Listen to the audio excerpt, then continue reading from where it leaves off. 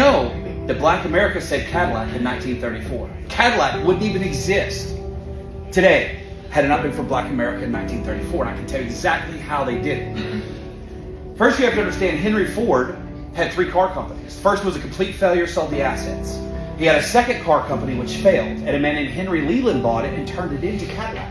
And then Henry had a third company we know as Ford Motor Company. But Henry didn't really do the work. He hired some brothers and then tried to cut the brothers out. Those brothers started a car company named Dodge. So I want you to understand how incestuous this is. So Henry Leland started Cadillac. GM bought it in 1919 from him. So now General Motors has it. It's one of the top luxury brands in America.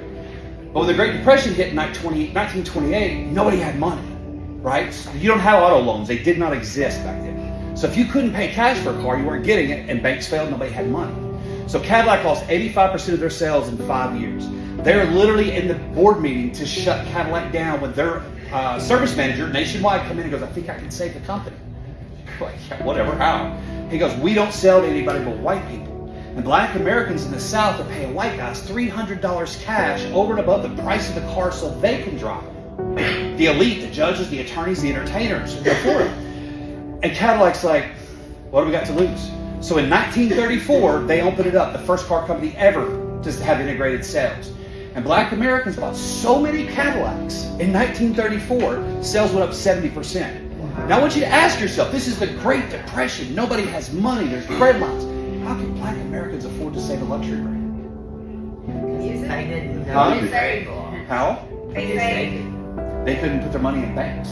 And all the banks failed, all the white people lost their money. The law of unintended consequences kept Black America from being harmed by the Great Depression like everybody else, believe it or not. And I talked to a gentleman who said the only reason my granddad said he knew it was a Great Depression because he saw a white man picking out his trash. I was like, wow. So, in doing this, it turned Cadillac around. And Cadillac became the first auto manufacturer to hire Black Americans on the design and style team, not just the factory. So Cadillac became one of the first integrated brands, and a lot of times we have stereotypes about Black America loves Cadillacs. Now you know why. They save the damn car. I did not.